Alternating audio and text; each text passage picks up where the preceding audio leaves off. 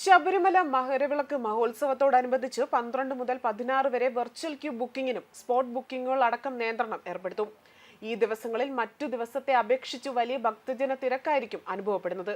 അതുകൊണ്ട് തന്നെ spot booking 8 മുതൽ തന്നെ 5000 ആക്കി നിയന്ത്രിച്ചിട്ടുണ്ട്. ഭക്തജന തിരക്ക് നിയന്ത്രിക്കുന്നതിനായി പോലീസിന്റെ നിർദ്ദേശപ്രകാരമാണ് എണ്ണം നിയന്ത്രിക്കുന്നത്.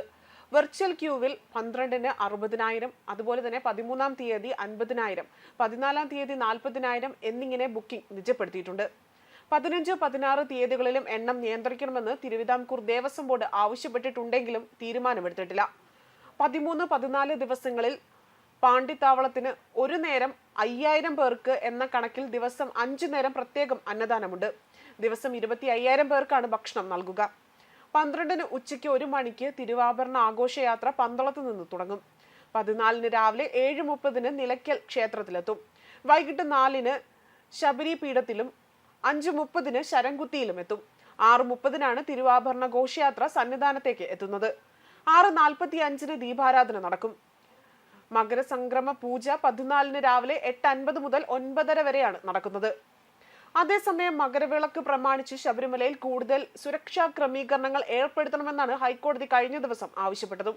യാതൊരു വിട്ടുവീഴ്ചയും പാടില്ല എന്നും പറഞ്ഞു. തീർത്ഥാടകരെയും വാഹനങ്ങളെയും കടത്തിവിടുന്നതിൽ നിയന്ത്രണം വേണം.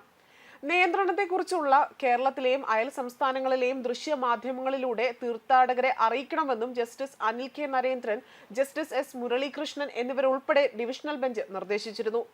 തിരക്ക് നിയന്ത്രണം, ഭക്ഷണ വിതരണം, വാഹന പാർക്കിംഗ് എന്നിവയിലടക്കം പ്രത്യേക ക്രമീകരണങ്ങൾ ഏർപ്പെടുത്തണമെന്നും ദേവസ്വം ബോർഡ് പറഞ്ഞിരുന്നു. അതേപോലെ തന്നെ 39 ലക്ഷം ഭക്തരായിരുന്നു ഈ ഉത്സവകാലത്ത് ശബരിമലയിലെത്തിയത്. കഴിഞ്ഞ വർഷം ഇതേ സമയം എത്തിയത് 35 ലക്ഷം പേരാണ് എന്നാണ് കണക്കുകൾ സൂചിപ്പിക്കുന്നത്. അതേസമയം ശബരിമലയിൽ സ്ത്രീകൾക്ക് മാത്രമായി പ്രത്യേക സമയം പ്രവേശനം അനുവദിക്കണമെന്ന് കഴിഞ്ഞ ദിവസം ശിവഗിരി മഠം അധ്യക്ഷനായ സ്വാമി സച്ചിദാനന്ദ പറഞ്ഞിരുന്നു. ഒരു സ്വകാര്യ ചാനലിന് നൽകിയ അഭിമുഖത്തിൽ ഇക്കാര്യങ്ങൾ വ്യക്തമാക്കിയത്. വലിയ ഭക്തജന തിരക്ക് കണക്കിലെടുത്തുകൊണ്ട് പ്രത്യേക സമയത്ത് സ്ത്രീകൾക്ക് മാത്രമായി പ്രവേശനം അനുവദിക്കണം. ഈ സമയത്ത് പുരുഷന്മാരെ പ്രവേശിപ്പിക്കരുത്.